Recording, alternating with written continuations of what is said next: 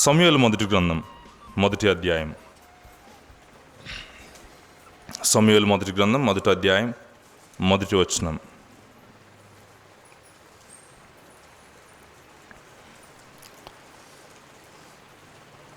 ఎఫ్రాయిము మన్యమందు రామతయిం సోఫీము పట్టణపు వాడు ఒకడుండెను. అతని పేరు ఎల్కానా. అతడు ఎఫ్రాయిమీయుడైన నూపునకు పుట్టిన తోహు కుమారుడైన ఎలీహునకు జననమైన యెరోహాము కుమారుడు. అతనికి 2 భార్యలుండిరి. ఇక్కడ కూర్చున్న మనలో కొంతమందిలో మందిరానికి ఎందుకు వెళతాం అనే ప్రశ్న ఎవరైనా అడిగితే మనలో కొంతమందికి వచ్చే సమాధానం మందిరానికి ప్రశాంతత కొరకు వెళతాం, మందిరానికి జీవితాల్లో మార్పు కొరకు వెళతాం, మందిరానికి జీవితంలో దేవుడు అద్భుతాలు జరిగించాలని, ఆశ్చర్యాలు జరిగించాలని వెళతామని సమాధానం ఇచ్చేవారు కొంతమంది. అయితే కొంతమంది ఇక్కడే కూర్చున్న వారిలో కొన్ని సంవత్సరాల నుండి నేను మందిరానికి నడుస్తున్నాను, కొన్ని సంవత్సరాల నుంచి మేము మందిరానికి మానక చేరు వస్తున్నాం, అయినప్పటికీ మా జీవితంలో పెద్దగా మనశ్శాంతి ఏం లేదు, పెద్దగా మార్పులు జరిగినవి ఏమి లేవు అని ఆలోచిస్తున్న వారు కూడా లేకపోలేదు. ఇంతకు మందిరానికి కేవలం వెలుట ద్వారా మనశ్శాంతి, మందిరానికి కేవలం నడుచుట ద్వారా మార్పు అనేది సాధ్యమేనా అనే ప్రశ్నతో మిమ్మల్ని సమూయేలు మొదటి గ్రంథాన్ని దగ్గర తీసుకెళ్ళడానికి ఇష్టపడుతున్నాను. ఈ సమూయేలు మొదటి గ్రంథాన్ని ఇక్కడ నిలబడి ఎన్నోసార్లు నాకంటే అనుభవజ్ఞులు ధ్యానాలు అందిస్తుంటుండగా మీరు ఆలకించి ఉంటారు. అందును బట్టి నేను ప్రభుని స్తుతిస్తున్నాను. ఈ ఉదయకాలం కూడా ప్రభు నాకు అనుగ్రహించిన తలంపులు, వారికంటే క్రొత్తగా నేనేమి చెప్పబోట్లేదు, కానీ ప్రభు నాకు అనుగ్రహించిన తలంపులు మీ ముందుంచడానికి ఇష్టపడుతున్నాను. సమూయేలు మొదటి గ్రంథం గురించిన సంక్షిప్త వివరాన్ని మనం చూస్తే, ఈ సమూయేలు మొదటి గ్రంథంలో మనకు కనిపించేది ఇశ్రాయేలుల జీవితంలో ఒక సరికొత్త అధ్యాయం. ఇశ్రాయేలులకు ఇంతవరకు సమూయేలు గ్రంథం వరకు రాజు అనేవాడు లేడు. సమూయేలు గ్రంథంలో ఇశ్రాయేలులకు రాజు నియమించబడబోతా ఉన్నాడు. ఇశ్రాయేలుల జీవితంలో కనీని వెరుగని ఒక చరిత్ర, ఒక అధ్యాయం సరికొత్తగా ప్రారంభించబడుతుంది ఈ సమూయేలు గ్రంథంలో. సమూయేలు గ్రంథాన్ని సమూయేలు రాశాడు అనేది భక్తుల అభిప్రాయం. సమూయేలు గ్రంథంలో వాస్తవానికి సమూయేలు రాసిన వ్రాతలు ఉన్నాయి. అయితే ఇదే సమూయేలు గ్రంథంలో సమూయేలు అనే ఈ వ్యక్తి, ఈ ప్రవక్త, ఈ న్యాయాధిపతి మరణ వార్తలు కూడా మనం చూస్తాం. కాబట్టి సమూయేలు గ్రంథాన్ని సమూయేలు మాత్రమే కాదు, సమూయేలు తర్వాత సమూయేలుకు సంబంధించిన శిష్యులై ఉండవచ్చు, ఈ ప్రవక్త శిష్యులై ఉండవచ్చు, ఎవరైనా కూర్చి ఉంటారు అనేది ఎక్కువ పండితుల అభిప్రాయం. ఈ సమూయేలు మొదటి గ్రంథాన్ని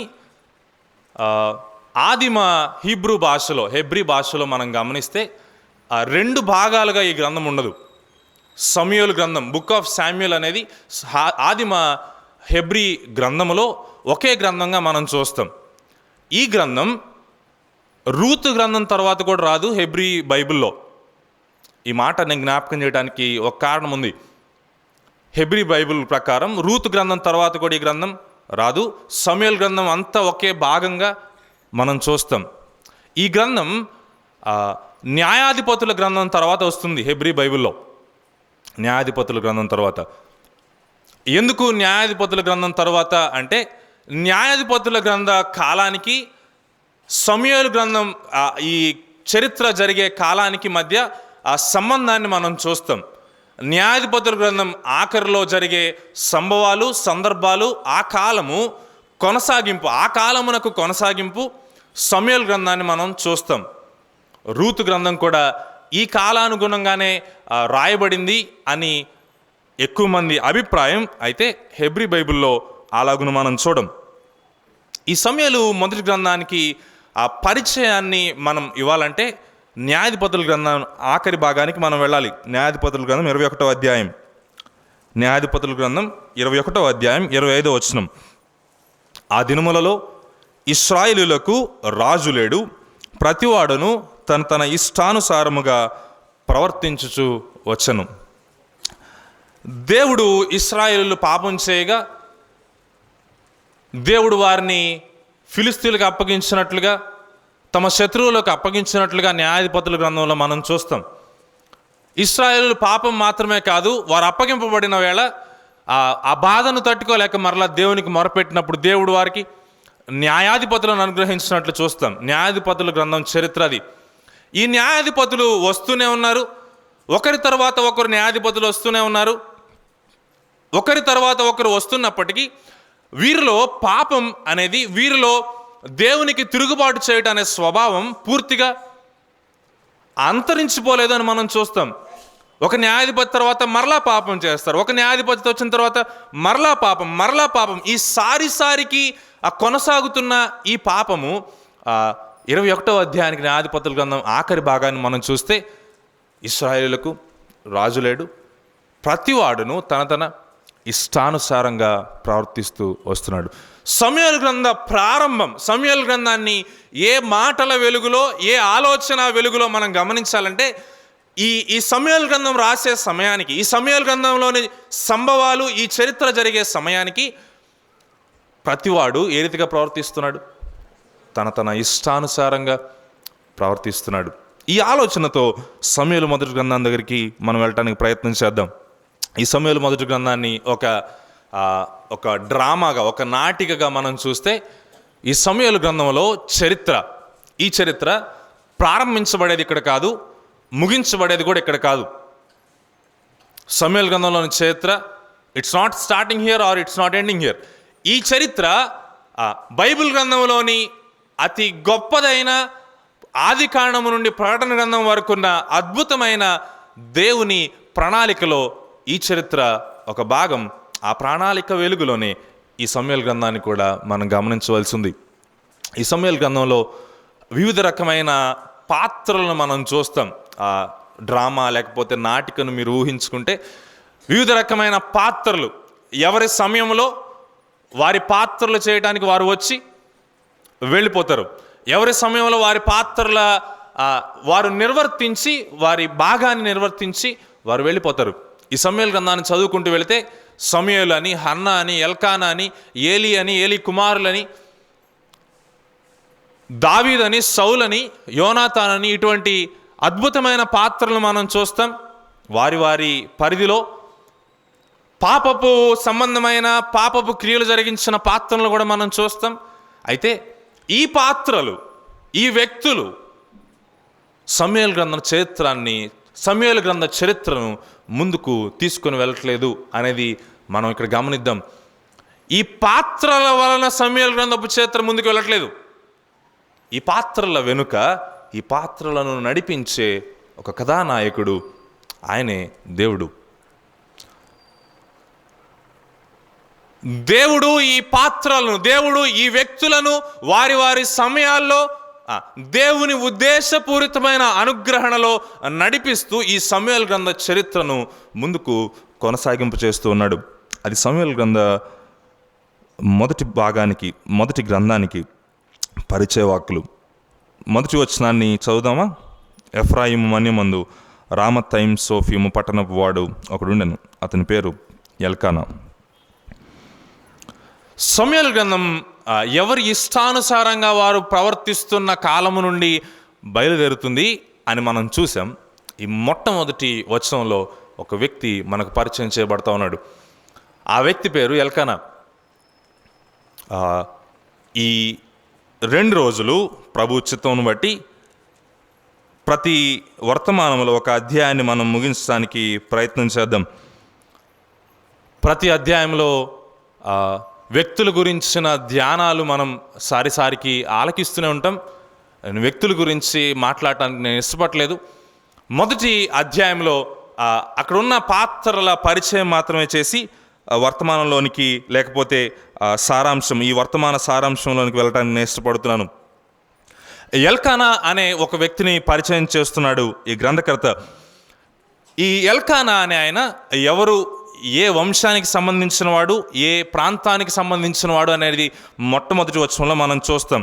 అయితే ఇక్కడ మనకు ఇవ్వబడవలసిన మరికొంత మనం నేర్చుకోవలసిన మరికొంత వివరం ఉంది. ఏంటి అంటే, ఎఫ్రాయిము మన్యము అనేది రామతైం సోఫీము పట్టణపు వాడు, అతని పేరు ఎల్కానా అనే ఈ పరిచయంతో పాటుగా ఈ ఎల్కానా ఏ వంశానికి సంబంధించిన వాడు అనే పరిచయం కూడా మనకెంతైనా అవసరమే. ఎల్కానా ఏ వంశానికి సంబంధించిన వాడు అంటే, ఒకసారి దినవృత్తాంతాల గ్రంథానికి వెళ్దామా? దినవృత్తాంతముల గ్రంథం, మొదటి దినవృత్తాంతముల గ్రంథం 6వ అధ్యాయం 34వ వచనం. సమూయేలు ఎల్కానాకు పుట్టెను, ఎల్కానా యెరోహామునకు పుట్టెను, యెరోహాము ఏలీయేలునకు పుట్టెను, ఏలీయేలు తోయేహునకు పుట్టెను అని అలా చెప్పుకుంటూ పోతూ 43వ వచనంలో గెర్షోను ఎవరు కుమారుడు? లేవి కుమారుడు.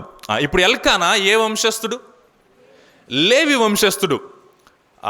సమూయేలు గ్రంథంలో, ఈ గ్రంథంలో లేకపోతే ఎవరి ఇష్టానుసారంగా ఇశ్రాయేలు వారు ప్రవర్తిస్తున్నప్పుడు ప్రారంభించబడుతున్న ఈ సరికొత్త అధ్యాయంలో యాజకుడు సమూయేలు యాజకుడుగా రాబోతా ఉన్నాడు, సమూయేలు ప్రవక్తగా రాబోతా ఉన్నాడు. అందుకు కారణం, అందుకు మూల వాక్యము, లేకపోతే అందుకు మనం ఆలోచించాల్సిన విషయము, ఎల్కానా అని పరిచయం చేయబడుతున్న ఈ వ్యక్తి లేవి వంశస్థుడు. ఈ లేవి వంశస్థునికి 2 భార్యలు ఉన్నారనే మాట మనం చూస్తాం. ఆ కాలములో దేవుడు చూసి చూడనట్టుగా ఉన్నాడు. ఏ కాలంలో అయినా దేవుడు బహుమంది భార్యలను అనుమతించినవాడు, లేకపోతే ఆయన ప్రమోట్ చేసినవాడు కాదు. దేవుడు ఆదాము కొరకు హవ్వను మాత్రమే సృష్టించినట్లుగా మనం చూస్తాం. క్రొత్త నిబంధనలో కూడా ప్రతి పురుషునికి తన సొంత భార్య ఉండాలనే మాట మనం చూస్తాం. అందు గురించి మాట్లాడటానికి నా వయసు అంత పెద్దది కాదని నేను భావిస్తున్నాను. 2వ వచనం, వీరిలో ఒక దాని పేరు హన్నా, రెండవ దాని పేరు పెనిన్నా. పెనిన్నాకు పిల్లలు కలిగిరి కానీ హన్నాకు పిల్లలు లేకపోయిరి. మొదటి వచనంలో ఎల్కానా గురించి ప్రారంభించబడిన తర్వాత 2వ వచనానికి వెళ్ళేసరికి ఎల్కానా యొక్క భార్యల గురించిన వివరాన్ని మనం చూస్తాం. ఈ 2వ వచనంలో హన్నాకు పిల్లలు లేరు అనే మాటను మనం చూస్తాం. పెనిన్నాకు పిల్లలు ఉన్నారు, హన్నాకు పిల్లలు లేరు. హన్నాకు పిల్లలు లేరు అనే ఈ మాట ఈ చరిత్రకు ఒక అడ్డంకి, స్టంబ్లింగ్ బ్లాక్ లాగా మనం చూస్తాం. అంటే పిల్లలు లేకపోతే చరిత్ర ముందుకెలా వెళుతుంది? సంతానం లేకపోతే చరిత్ర ముందుకెలా వెళుతుంది? దేవుడు ఆమెకు సంతానం లేకుండా చేశాడని ముందు వచనాల్లో మనం చదవబోతా ఉన్నాం. అయితే ఇటువంటి పరిస్థితుల్లో సమూయేలు గ్రంథపు చరిత్ర ముందుకు నడవడానికి ఆస్కారాలున్నాయా అనే ప్రశ్నతో 3వ వచనానికి వెళ్తాం. ఇతడు షిలోహునందున్న సైన్యములకు అధిపత్యగు యెహోవాకు మొరకుటకును బలి అర్పించుటకును ఏటేటా తన పట్టణం విడిచి అచ్చటికి పోవచ్చునను. ఆ కాలమున ఏలి యొక్క 2 కుమారులకు హోప్ని ఫినెహాసులు యెహోవాకు యాజకులుగా ఉండేది. 3వ వచనంలో ఎల్కానా తన కుటుంబం గురించిన ఒక అద్భుతమైన వివరాన్ని మనం చూస్తాం. వారు ఏటేటా ఎక్కడికి వెళుతున్నారు? షిలోహునందున్న సైన్యములకు అధిపత్యగు యెహోవాకు మొరకుటకును బలర్పించుటకును ఏటేటా తమ పట్టణమును విడిచి అచ్చటికి పోవచ్చున్నారు. ఇంతకు షిలోహులో ఏముంది?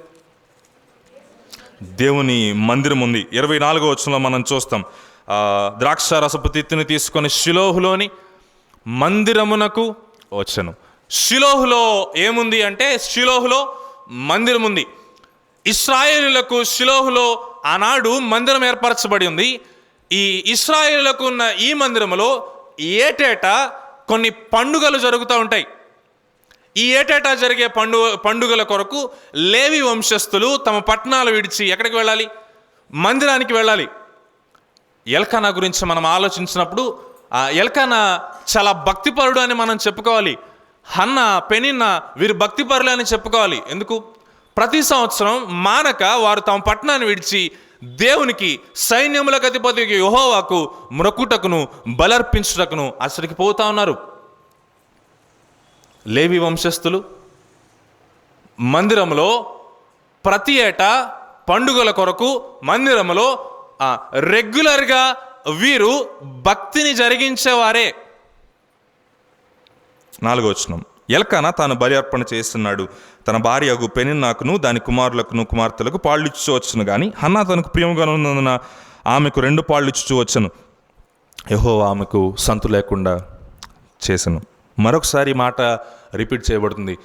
2వ వచనంలో గ్రంథకర్త హన్నాకు పిల్లలు లేకపోయిరి అనే మాట చెప్తే 5వ వచనంలో ఈ పిల్లలు లేకపోవడానికి కారణము సాక్షాత్తు దేవుడే అనే విషయాన్ని గ్రంథకర్త తెలియజేస్తున్నాడు.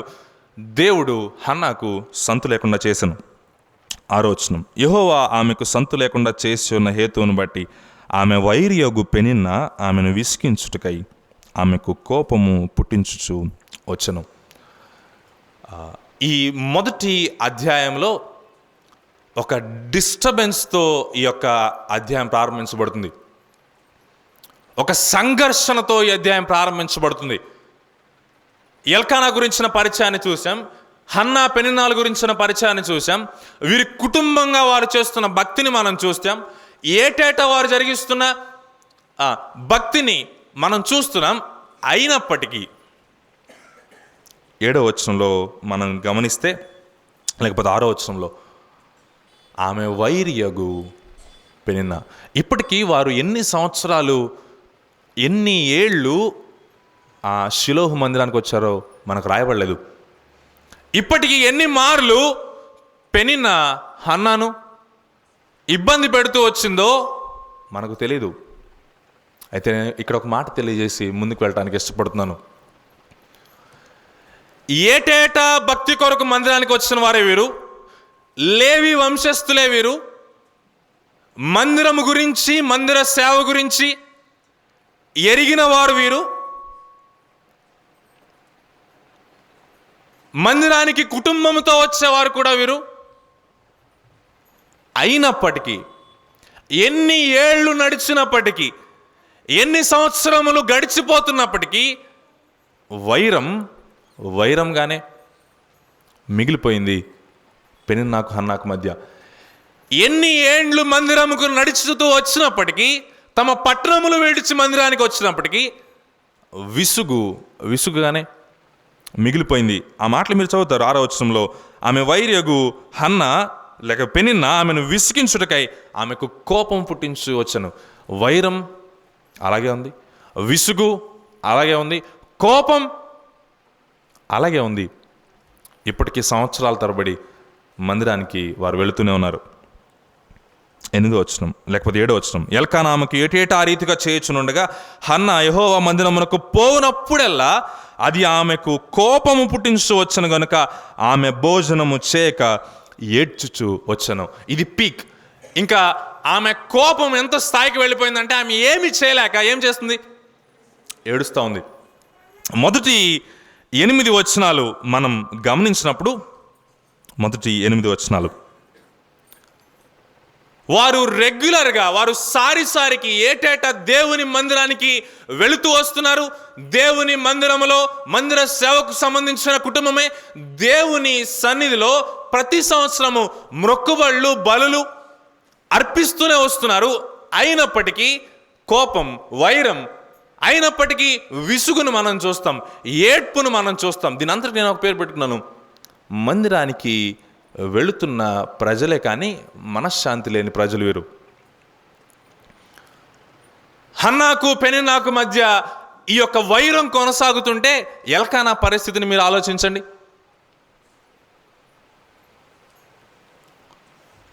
ఈ కుటుంబంలో ఈ మనశ్శాంతి లేని పరిస్థితిని మనం చూస్తాం. మనకి ఈ వివరణ చాలా ప్రాముఖ్యం. వారు మందిరానికి వెళుతున్నారు లేదా? వెళుతున్నారు. సేవ సంబంధించిన కుటుంబమా కాదా? సేవకు సంబంధించిన కుటుంబమే. అయినప్పటికీ మనశ్శాంతి లేని విషయాన్ని మనం చూస్తాం. ఆ మనశ్శాంతి అనే పదం వాడటానికి 8వ వచనం నాకు ఆధారం. 8వ వచనం చదవమా. ఆమె పెనిమిటి అయిన ఎల్కానా, హన్నా నీవెందుకు ఏడ్చుచున్నావు? నీవు భోజనము మానుట ఎలా? నీకు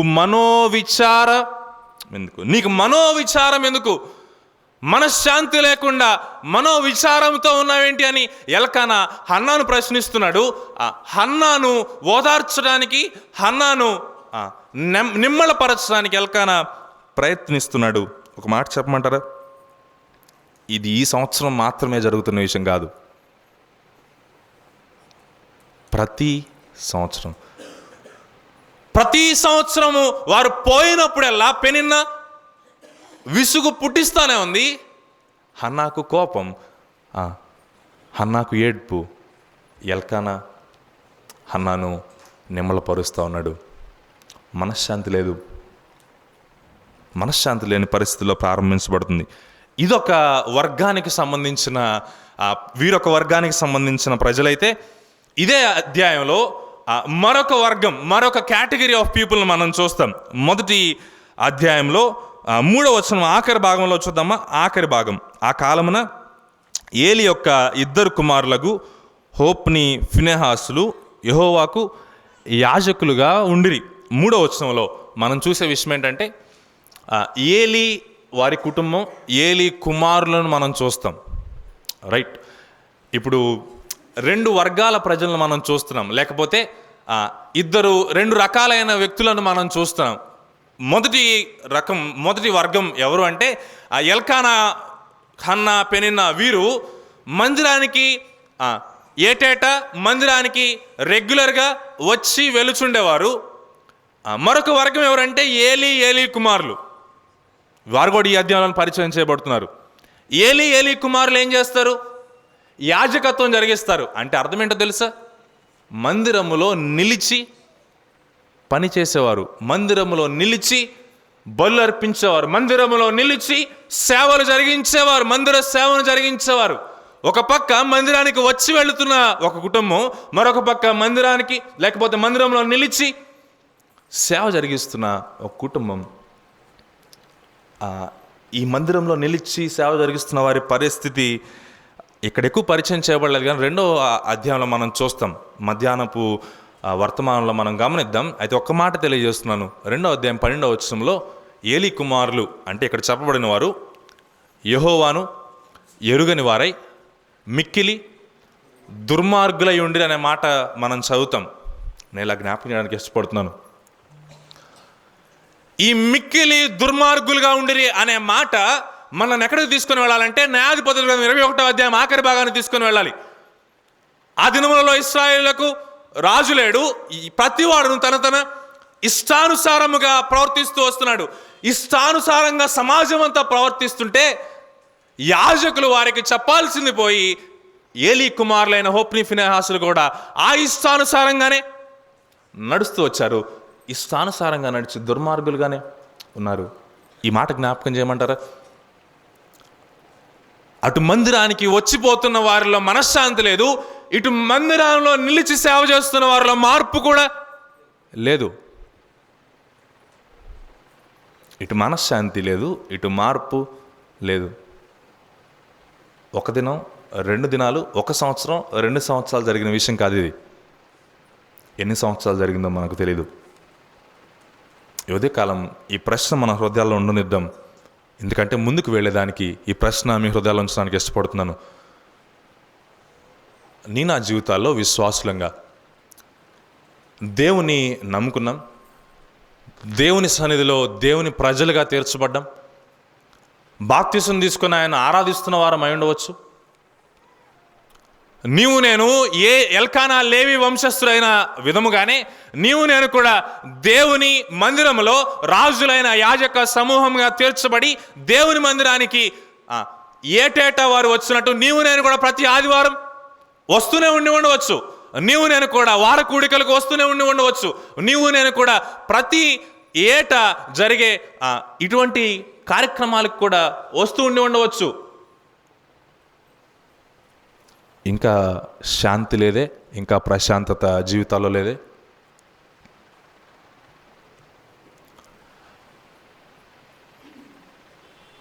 కేవలము మందిరానికి వచ్చిపోతున్నట వలన కార్యాలు, మనశ్శాంతి లభిస్తుంది అంటే హన్నా, పెనిన్నా, ఎల్కానా జీవితాల్లో మనోవిచారం ఉండకూడదు కదా. సరే, వీళ్ళొక భాగం అయితే కేవలం మందిరంలో నిలిచి సేవ చేసేవారి జీవితంలో మార్పు ఉందా అంటే అది కూడా లేదు. మందిరంలోనే ఉన్నారు కదా, బలులే అర్పిస్తున్నారు కదా, మందిర సేవ జరిగిస్తున్నారు కదా, సేవకులుగా దేవుని సేవకు సంపూర్ణంగా సమర్పించుకున్నవారు అంత మాత్రమే కాదు, మందిర సేవ వారి పరిధిలో సేవ జరిగించేవారు అయి ఉండవచ్చు. సేవకులైన మందిరంలో నిలిచి పరిచర్య చేసే సేవకుల జీవితాల్లో అయిన మార్పు అనేది ఉండదు. కొన్ని సందర్భాల్లో ఇది సత్యం. మార్పు లేకుండా సేవ జరిగించేవారు లేకపోలేదు. మనశ్శాంతి లేని లేవి వంశస్థులు లేకపోలేదు. మార్పు లేని లేవి వంశస్థులు కూడా లేకపోలేదు. వీరందరూ ఎక్కడ ఉన్నారు? మందిరంలోనే ఉన్నారు. మొదటి అధ్యాయం ఇటువంటి బాధాకరమైన చిత్రపటాన్ని మనకు అందిస్తుంటే, వీరందరి మధ్య 10వ వచనాన్ని మనం చూస్తాం, లేక 9వ వచనం. వీరందరి మధ్య 9వ వచనం, వారు షిలోహులో అన్నపానములు పుచ్చుకున్న తర్వాత హన్నా లేచి. ఈ 9వ వచనం ఈ మొదటి అధ్యాయానికి ఒక మూల వచనం. ఈ సమూయేలు గ్రంథ చరిత్ర ముందుకు కదలడానికి ఒక ఆధారమైన వచనం 9వ వచనం. వీరెందుకు మందిరంలోనే ఉంటూ ఈ కార్యాలను జరిగిస్తున్నారు తెలుసా? దేవుడు వారికి అలవాటైపోయాడు. యాంత్రికంగా వారు మందిరానికి వచ్చి పోతా ఉన్నారు. యాంత్రికంగా వారు బలు అర్పించి పోతా ఉన్నారు. యాంత్రికంగా నీవు నేను ఆదివారం వచ్చి స్తుతులు చెల్లించి వెళ్ళిపోతూ ఉండవచ్చు. యాంత్రికంగా నీవు నేను ఆదివారం వచ్చి రొట్టె పాత్రలో పాలు పొంది కూడా వెళ్ళిపోతూ ఉండవచ్చు. యాంత్రికంగా ఏలి కుమారులు, ఏలి కుటుంబస్తులు మందిర సేవను జరిగిస్తున్నారు.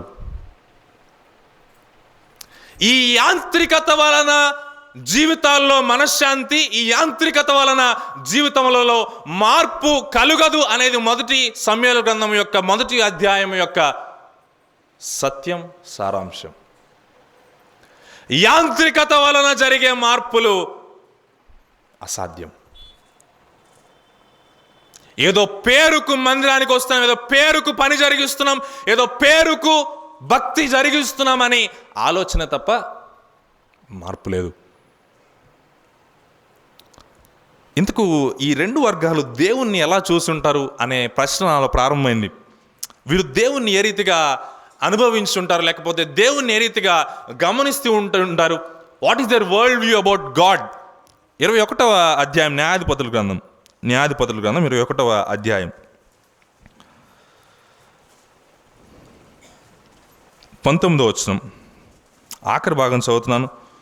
ఆ లెబానోకు దక్షిణ దిక్కున యెహోవాకు పండుగ ఏటేటా షిలోహులో జరుగునని చెప్పి బెన్యామీలను చూచి.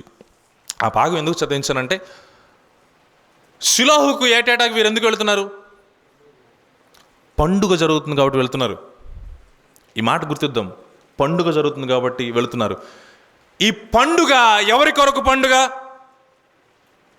అక్కడ రాయబడింది కదా, సైన్యములకు అధిపతియగు యెహోవాకు పండుగ. ఈ మందిరానికి వచ్చిపోతున్న ఈ లేవి వంశస్థులు, ఎల్కానా కుటుంబం దేవుణ్ణి ఏ రీతిగా గమనించారో చెప్పమంటారా? బాధాకరమైన విషయం. ఇన్ని సంవత్సరాలుగా మందిరానికి వచ్చి వారు దేవుణ్ణి ఒక పండుగలో దేవుణ్ణి మాత్రమే చూశారు. సైన్యములకు అధిపతియగు దేవుడేలే వాస్తవం, కానీ ఈయనెవరు? పండుగలో దేవుడు, పండుగకు సంబంధించిన దేవుడు. అంతవరకే వారికి జీవితంలో దేవుని గురించి తెలిసింది. పండుగలో దేవుణ్ణి అత్యద్భుతంగా ఆరాధించిన వారు వీరు. పండుగలో దేవుణ్ణి బలులర్పించిన వారు, దేవునికి మొక్కుబడులు జరిగించిన వారు సంవత్సరముల తరబడి. రాబోతుంది కదా డిసెంబర్ 25వ తారీఖు, ప్రపంచమంతటా క్రైస్తవులకు ఇదొక పండుగ అని సంబరాలు చేసుకుంటున్నారు కదా. మీకు ఒక విషయం చెప్పమంటారా? ఒక బాధాకరమైన విషయం. క్రైస్తవ సమాజం, నేటి క్రైస్తవ సమాజం సమూయేలు మొదటి గ్రంథంలో ఉన్న ఎల్కానా కుటుంబపు వారి వలె ఏ రీతిగా చూస్తున్నారు దేవుణ్ణి? పండుగలో దేవుణ్ణి మాత్రమే చూస్తున్నారు. క్రిస్మస్ వచ్చినప్పుడు అత్యద్భుతంగా దేవుణ్ణి ఆరాధిస్తాం. ఈస్టర్ వచ్చినప్పుడు అత్యద్భుతంగా దేవుణ్ణి ఆరాధిస్తాం. గుడ్ ఫ్రైడే వస్తే అత్యద్భుతంగా దేవునికి మొక్కుబడులు చెల్లిస్తాం. అంతవరకే పరిమితం అయిపోయాడు దేవుడు ఎల్కానా కుటుంబానికి. ఒక మాట చెప్పమంటారా, పెనిన్నా హన్నాకు కూడా కొన్ని సంవత్సరాల తరబడి దేవుడు పండుగలో దేవుడుగా మాత్రమే పరిమితం అయిపోయాడు. ఏమో హన్న లేచి దేవునికి ప్రార్థన చేస్తుంది, ఒకవేళ ముందు కూడా ప్రార్థన చేసిందేమో మనకు ఆధారాలు లేవు. కానీ వీరు మాత్రం చెప్పబడిన లేఖనాల ప్రకారం వీరు వెళుతుంది దేని కొరకు? పండుగ కొరకు మాత్రమే. ఈ ఎల్కానా కుటుంబస్తులు హన్న, పెనిన్న వీరందరూ పండుగలో దేవుణ్ణి చూస్తే ఏలి కుటుంబం దేవుణ్ణి ఎలా చూస్తుంటారు? ఏలి కుటుంబం దేవుణ్ణి ఎలా చూస్తుంటారు? ఏలి చెప్పిన ఒక్క మాట నాకు ఆశ్చర్యాన్ని కలిగించింది. 19వ వచనం, లేకపోతే క్షమించండి 17వ వచనం చదువుదాం. అంతటా ఏలి, నీవు క్షేమముగా వెళ్ళుము. ఆ మాట చదువుతారా? ఇశ్రాయేలు దేవునితో నీవు చేసుకున్న మనవి ఆయన దయచేయను. ఈ మాటలో అంత అర్థం చేసుకోవాల్సిన విషయం ఏముంది అని ఆలోచించవచ్చు. కానీ వాస్తవానికి వారు ఆరాధిస్తున్న దేవుడు ఇశ్రాయేలీయుల దేవుడే. వారు ఆరాధిస్తున్న దేవుడు సైన్యములకు అధిపతియగు దేవుడే. అయితే హోప్రీ ఫినెహాసుల జీవితాల వెలుగులో మనం గమనించినప్పుడు ఇశ్రాయేలీయుల దేవుడుగా మాత్రమే వారు గమనించారేమో అనే ఆలోచన రాక మానదు. అంటే ఒకవైపు పండుగలో దేవుణ్ణి చూస్తుంటే ఒక లేవి వంశస్థులైన కుటుంబం, మరొక లేవి వంశస్థులైన కుటుంబం పితరుల దేవుణ్ణి చూస్తున్నారు. ఇశ్రాయేలీల దేవుడు, పితరుల దేవుడు. మా పితరులు ఆరాధించారు, మేము కూడా ఆరాధించాలి. మా పితరులు సేవ జరిగించారు, మేము కూడా సేవ జరిగించాలి. మా పితరులు బలు అర్పించారు, మేము కూడా బలు అర్పించాలి. ఎంత యాంత్రికంగా ఈ మొదటి అధ్యాయంలో గమనించారా? ఈ యాంత్రికత మధ్య యథార్థత అనేది చాలా కొదువైపోయింది. అసలు యథార్థతకు ఎక్కడ సూచనలు కూడా కనిపించవు. మందిరానికి వచ్చిపోయేవారు పండుగల దేవుణ్ణి చూస్తున్నారు, మనశ్శాంతి లేదు.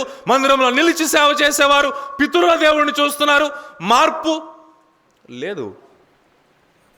అప్పుడు 9వ వచనం, ఇప్పుడు 9 నుండి 13 వరకున్న 14 వరకున్న వచనాలు ఆ సారాంశాన్ని తెలియజేసి నేను ముగిస్తాను. ఈ అధ్యాయపు ఆ చిత్రపటాన్ని అంతా మనం గమనించిన తర్వాత ఈ 9 నుండి 14 వచనాలు ఎంత అర్థవంతంగా మారతాయో మనం గమనించవచ్చు. 9వ వచనం, వారు షిలోహులో అన్నపానములు పుచ్చుకున్న తర్వాత హన్న లేచి హన్న ఇన్ని సంవత్సరాలు ప్రయాణిస్తూ వచ్చింది. హన్న ఇన్ని సంవత్సరాలు ఏటేటా మందిరమునకు బలర్పించడానికి, మొక్కుబళ్ళు చెల్లించడానికి ఎల్కానాతో వచ్చి ఉండవచ్చు. అయితే ఈ సంవత్సరపు ప్రత్యేకత ఏంటో తెలుసా? ఈ సంవత్సరపు కొత్తదనం ఏంటో తెలుసా? హన్న దగ్గర కనీసం అన్నపానములు పుచ్చుకొని ఉంటుంది. ఇన్ని సంవత్సరములు కూడా వారు అన్నపానములు పుచ్చుకొని ఉంటారు. కానీ ఈ సంవత్సరం అన్నపానములు పుచ్చుకున్న తర్వాత హన్న లేచి ఎక్కడి నుండి లేచిందో తెలుసా? హన్న ఈ యాంత్రికమైన ఈ మొదటి అధ్యాయపులో ఉన్న వ్యక్తులందరి మధ్యలో నుండి లేచి, మందిరానికి వచ్చిపోతున్నప్పటికీ మనశ్శాంతి లేని వ్యక్తుల మధ్యలో నుండి లేచి, మందిరంలో నిలిచి సేవ చేస్తున్నప్పటికీ మార్పు లేని వ్యక్తుల మధ్యలో నుండి లేచి, పండుగలో దేవుణ్ణి చూస్తున్న ప్రజల మధ్యలో నుండి లేచి, పితరుల దేవుణ్ణి చూస్తున్న ప్రజల మధ్యలో నుండి లేచి,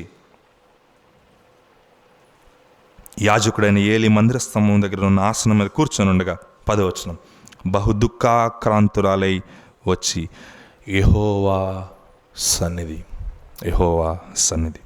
ఆ మాట మొదటి అధ్యాయానికి సారాంశం. మొదటి అధ్యాయం యొక్క మూల పదం యెహోవా సన్నిధి. ఒక మాట చెప్పమంటారా? ఈ షిలోహు అనే ఈ పండుగకు, షిలోహులో జరిగే ఈ పండుగకు వేల సంఖ్యలో ప్రజలు వచ్చేవారట. మొట్టమొదటి భాగంలో ఈ యొక్క సమూయేలు గ్రంథాన్ని ఒక కథలాగా, ఒక డ్రామాలాగా నేను చూడమని చెప్పాను. అయితే ఈ కథలోని పాత్రలు కల్పితమైనవి కాదు. షిలోహులో గొప్ప పండుగ జరిగేదని, వేలాది సంఖ్యలో వచ్చేవారని చరిత్ర మనకు తెలియజేస్తుంది. బైబిల్ గ్రంథంలోని చరిత్ర కాదు, ఇతర గ్రంథాల్లోని చరిత్ర కూడా తెలియజేస్తుంది. అంత మాత్రమే కాదు, 18వ శతాబ్దం 19వ శతాబ్దంలో పురాతన వస్తు శాస్త్రవేత్తలు, ఆర్కియాలజిస్ట్ ఈ సమూయేలు గ్రంథంలో మొదటి అధ్యాయంలో జరిగిన ఈ యొక్క షిలోహులోని పండుగ జరిగేది అనే ఈ స్థలంలో నిజంగానే పండుగ జరిగిందని నిర్ధారించారు కూడా. ఈ కథలోని పాత్రలు కల్పితమైనవి కాదు, ఏదో కల్పితమైన పాత్రల గురించి మనం ఇక్కడ ధ్యానించట్లేదు. లేచి హన్న యెహోవా సన్నిధికి వెళ్ళింది. మందిరానికి వచ్చిపోతున్న వారు వేల సంఖ్యలో ఉంటే ఒక్క స్త్రీ లేచి యెహోవా సన్నిధికి వెళ్ళింది. ఈ ఉదయకాలం నా వర్తమాన సారాంశం ఇదే. దేవుడు ఈ ఉదయకాలం నా హృదయంలో ఉంచిన ఆలోచన, సంవత్సరాల తరబడి మందిరానికి నేను వస్తుండవచ్చు, మందిరంలో సేవ అత్యద్భుతంగా జరిగించుచూ ఉండి ఉండవచ్చు కూడా. ఈ ఉదయకాలం దేవుని పిలుపు, లేచి యెహోవా సన్నిధికి. దేవుని మందిరానికి రావటం వేరు, దేవుని సన్నిధికి వచ్చుట వేరు. ఈ వ్యత్యాసాన్ని మనం గుర్తించున్నాడు. విశ్వాస జీవితంలో మరొక మెట్టు అధికంగా వేసిన వారమవుతాం. మందిరానికి వస్తే దేవుని సన్నిధికి వచ్చానని భ్రమపడుతున్న వారు ఇక్కడ లేకపోలేదు. దేవుని సన్నిధి వేరు, మందిరం వేరు. మందిరం ఒక భౌతికమైన నిర్మాణం మాత్రమే. ప్రజలు సంఘం కూడుకోవడానికి ఒక భౌతికమైన నిర్మాణం మాత్రమే. ఈ మందిరంలో నుండి దేవుడు మనతో మాట్లాడుతూ ఉన్నాడు, దేవుడు మనతో సంభాషిస్తున్నాడు, వాస్తవమే. అయితే మందిరానికి వస్తూ సంవత్సరాల తరబడి ఉంటూ మనశ్శాంతి లేకుండా ఉండవచ్చు. నువ్వు ఎందుకో తెలుసా కారణం?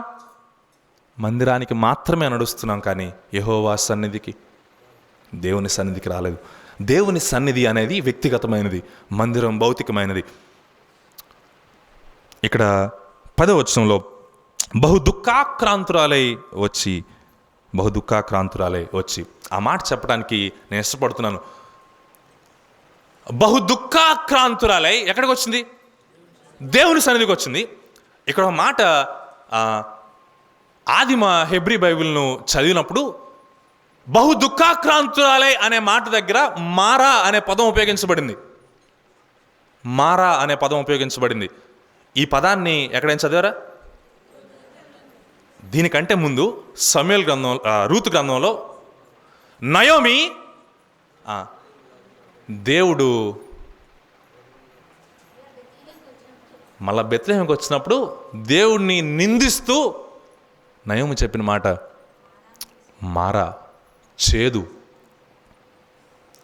ఈ చేదు అనుభవంలో రూతు గ్రంథం, ఒక్క గ్రంథానికి ముందు దేవుని నిందించిన నయోమిని చూస్తాం, కానీ అదే చేదు అనుభవంలో దేవుని సన్నిధికి వెళ్ళిన హన్నాను మనం చూస్తాం. మార్పు అక్కడ ప్రారంభించబడింది, మనశ్శాంతి అక్కడ ప్రారంభించబడింది. మారా దగ్గర దేవుని నిందించడం ఆపి మారా దగ్గర దేవుని సన్నిధికి వెళ్ళినప్పుడు మార్పు మొదలవుతుంది. అది నా సారాంశం కాదు, 11వ వచనం. లేకపోతే 10వ వచనంలో మరొక మాట తెలియజేస్తాను. బహు దుఃఖాక్రాంతురాలై వచ్చి యెహోవా సన్నిధిని అని చెప్పినప్పుడు మనకు ఇది కూడా చాలా అలవాటైపోయిన పదం. దేవుని సన్నిధి అని చెప్పడం మనకు చాలా అలవాటైపోయిన పదం. అయితే అసలు నిజానికి దేవుని సన్నిధి అంటే ఏంటి? దేవుని సన్నిధి అంటే నిజానికి దీని అర్థం ఏంటి? ఈ పదం యొక్క అర్థం ఏంటి? దేవుడు ఉండే స్థలం అని మనం చెప్పుకోవచ్చు. దీనికి ఇంకా కొంచెం అక్షరార్థంలో ఎక్కువ అర్థం ఉందని నేను భావిస్తున్నాను. హెబ్రీలో లిఫ్నే అడోనై అనే పదం ఉపయోగించబడింది ఇక్కడ. దాని అర్థం ఏంటంటే దేవుని, లేకపోతే పానీం అనే పదానికి లిఫ్నే అనే పదం పానీం అనే పదం నుండి వస్తుంది. ఈ పానీం అనే పదానికి అర్థం ఏంటంటే ముఖము. ఇప్పుడు లిఫ్నే అడోనై అంటే దేవుని ముఖము ఎదుటికి వచ్చిన హన్నాను మనం చూస్తాం. ఇప్పుడు మొదటి అధ్యాయం యొక్క చిత్రపటం మనకు సంపూర్తిగా అర్థమవుతుంది. మందిరము ఎదుటికి వచ్చిన వారున్నారు, సంవత్సరాల తరబడి, మందసము ఎదుటకు వచ్చిన వారు కూడా ఉన్నారు సంవత్సరాల తరబడి. అత్యంత బాధాకరమైన విషయం, దేవుని ముఖం ఎదుటకు వచ్చిన వారు లేరు. హన్నా లేచి మందసం ఎదుటకు కాదు, మందిరం ఎదుటకు కాదు, దేవుని ముఖము ఎదుటకు చేరి వస్తుంది. దేవుని సన్నిధిలో, దేవుని సన్నిధి అంటే ఉండే ఒక 3 విషయాలు చెప్పి నేను నా వర్తమానాన్ని ముగిస్తాను. దేవుని సన్నిధి అంటే మనం తెలుసుకొనవలసిన ఒక 3 విషయాలు. హన్నా ఈ దేవుని సన్నిధిలోనికి వచ్చిన ఈ సారాంశం, ఈ యొక్క వాక్య భాగం నుండే దేవుని సన్నిధిలో జరిగే 3 విషయాలు మనం చూస్తాం. ఈ 3 విషయాలు మన జీవితంలో జరుగుతూ ఉంటే సంతోషం. నువ్వు మందిరానికి మాత్రం కాదు, దేవుని సన్నిధానానికి కూడా చేరి వస్తున్నావు. స్వవిమర్శ చేసుకుందాం. ఈ 3 విషయాలు ఒకవేళ మన జీవితాల్లో కనిపించకపోతూ ఉంటే, మందిరానికి మాత్రమే వస్తున్నావు, దేవుని సన్నిధానానికి రావట్లేదు. మొదటి విషయం 10వ వచనం, యెహోవా సన్నిధిని ప్రార్థన చేయుచు బహుగా ఏడ్చుచు.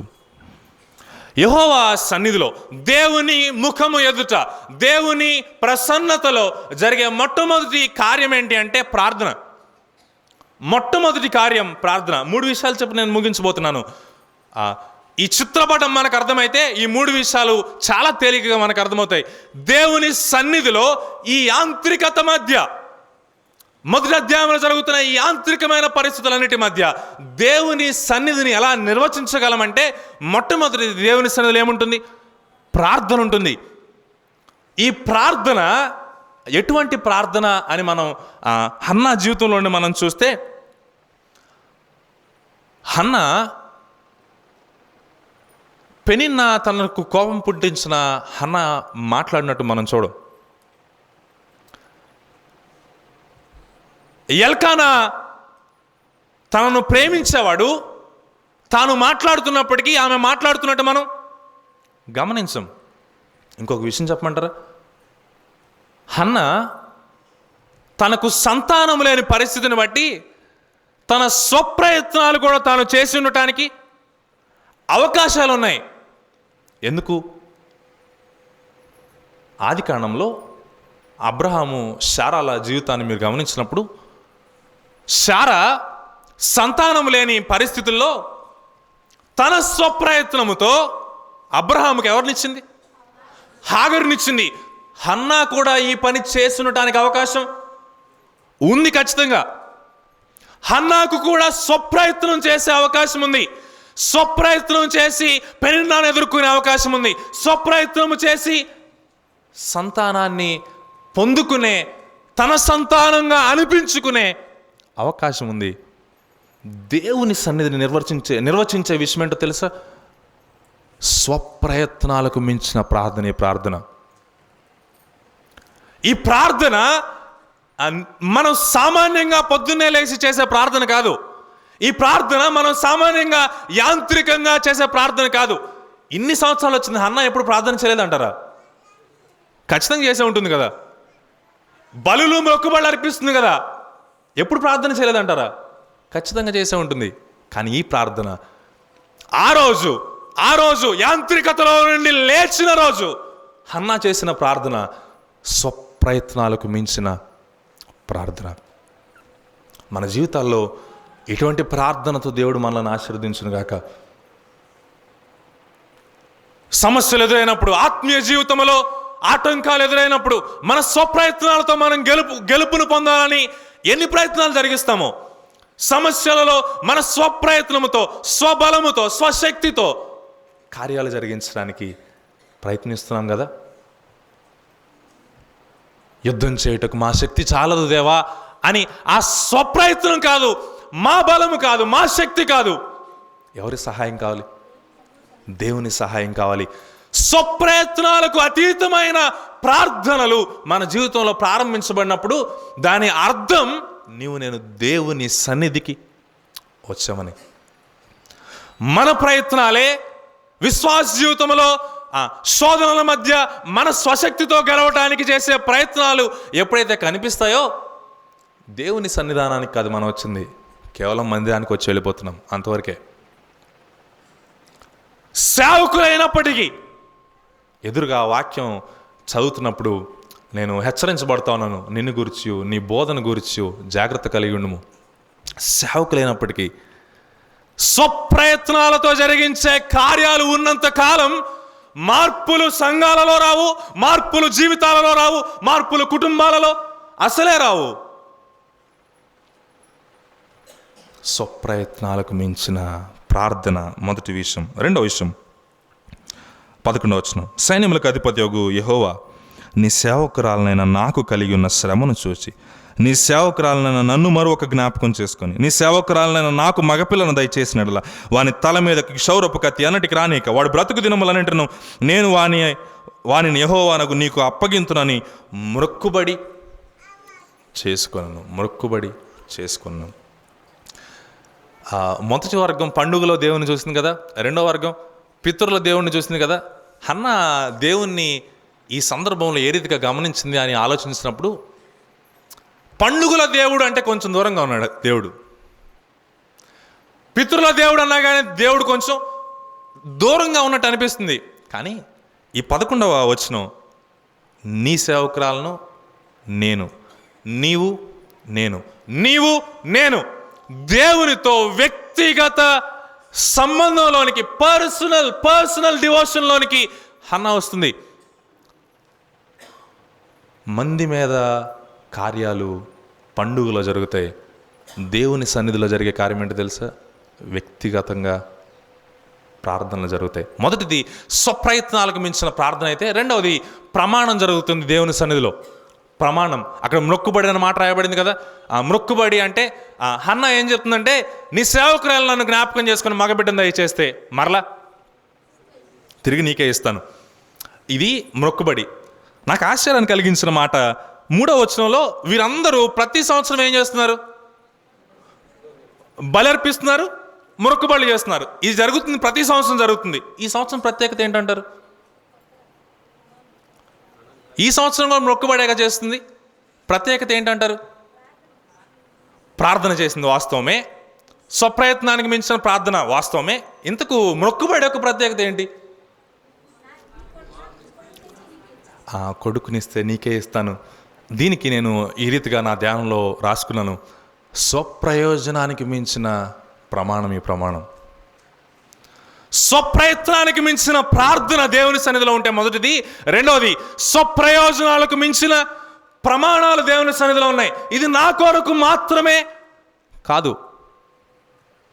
మన ప్రార్థనలో దేవునికి, దేవా నాకు ఇది కావాలి దేవా నాకు ఇది అనుగ్రహించు దేవా అని తెలియజేస్తూ ఉంటాం. కానీ ఇది నా ప్రయోజనం కొరకు మాత్రమే కాదు దేవా, నీ పరిచర్య కొరకు, నీ మందిర సేవ కొరకు అనే ప్రార్థన నేను ఏనాడైనా జరిగించామా? ఒకవేళ జరిగిస్తే సంతోషం. దేవుని సన్నిధిలో నీవు ఉన్నావు. మందిరానికి వచ్చిపోయే వారిలో ఈ అనుభవాలు మనం చూడం. మందిర సేవ జరిగించే వారిలో కూడా ఈ అనుభవాలు మనం చూడం.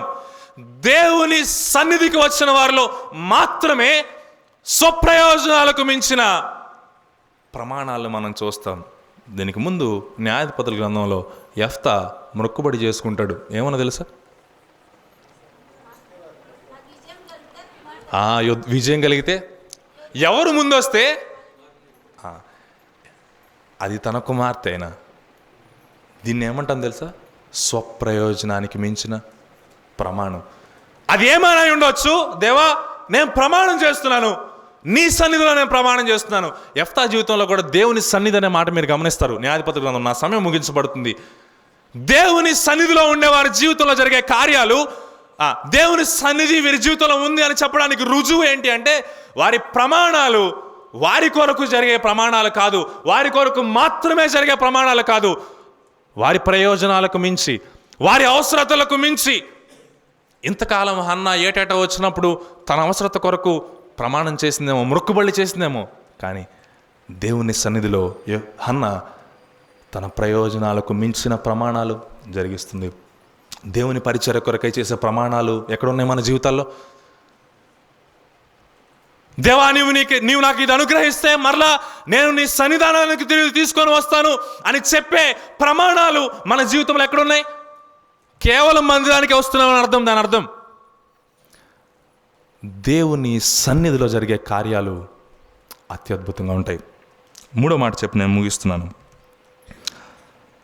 ఏలీ ఆమె నోరు కనిపెడుతూ ఉన్నాడు. 11వ వచనం ఆఖరిలో, ఎలా అనగా హన్నా తన మనస్సులోనే చెప్పుకొనిచుండెను, ఆమె పెదవులు మాత్రం కదులుచుండి ఆమె స్వరం వినబడకుండాను కనుక ఏలీ ఆమె మత్తురాలై ఉన్నదనుకొని, ఎంతవరకు నీవు మత్తురాలవై ఉండువు అనే మాటలు జ్ఞాపకం చేస్తున్నాడు. నా సమయం ముగించబడింది.